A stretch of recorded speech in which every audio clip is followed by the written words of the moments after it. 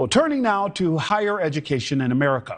A new report by Parents Defending Education reveals China is now funding multiple public schools here in the U.S. to the tune of $17 million. The money is funneled through Confucius Institutes and other cultural and language programs. NewsNation correspondent Emily Finn is live in studio with us tonight. Emily, concerning because Republicans are now probing these donations.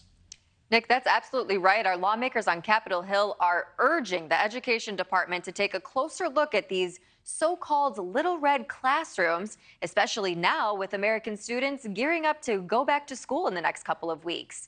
We spoke with a former Defense Intelligence Agency officer who tells us that this is just the latest example of the CCP trying to push their agenda on the U.S. Xi Jinping believes that China will not be stopped from imposing its will and ideology onto American citizens. According to Parents Defending Education's newly released Little Red Classrooms report, the Chinese Communist Party has invested $17 million into K-12 schools across the U.S. over the past 14 years through so-called Confucius Institutes. While these Confucius Institutes say their goal is to, quote, teach Chinese language and culture, Parents Defending Education claims the purpose is really to further the Chinese Communist Party's global influence. It provides an opportunity for the teachers or those who work with them to spot who might be a good candidate down the road or who might be sympathetic to their cause and try and shape the next generation that way. Confucius Institute programs have been traced to 143 school districts in 34 states. They have been a concern for our nation's lawmakers for years. Under former President Trump's administration, the State Department designated Confucius Institutes as a foreign mission.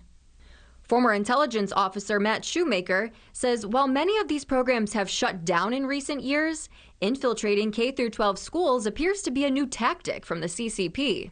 The Chinese seem to have then changed the parameters of the debate and moved on towards grade schools in particular. So it tells me that the Chinese are incredibly resourceful in what they're doing, and they seem to have a real keen interest in going after schools to try and shape the next generation of Americans. But perhaps most concerning to Shoemaker is the threat to our national security, with 20 of the school districts near U.S. military bases. Republican Congressman Jim Banks is now urging the Education Department to take action, sending a letter to Secretary Miguel Cardona saying these programs have no place in our country, let alone our classrooms, and demanding a full audit of all K-12 funding across the country. Shoemaker tells NewsNation it's time for parents and school officials to get involved as the federal government investigates these concerning programs. I would absolutely love to see parents getting more involved and demanding answers for who was the one that determined, who in the school board thought that this was a good idea and allowed this to happen.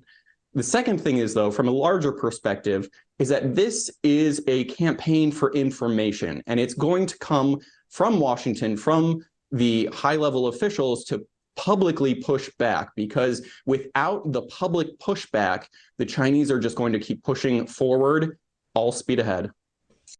And Nick, it's important to note the CCP's efforts to invest in schools near military bases is just one example of initiatives our lawmakers worry could be fronts for potential spying. NewsNation has been extensively covering China's efforts to buy up American farmlands near military bases as well, with the project to build a corn mill near the Grand Forks Air Force Base in North Dakota ultimately getting shut down after pushback from the local community, Nick. Emily, it's clear that it will be community involvement that spurs action from our political leaders. Emily, thank you so much. Thank you for watching. Go to newsnationnow.com to find NewsNation on your television provider. And don't forget to click the red subscribe button below to get more of NewsNation's fact-driven, unbiased coverage.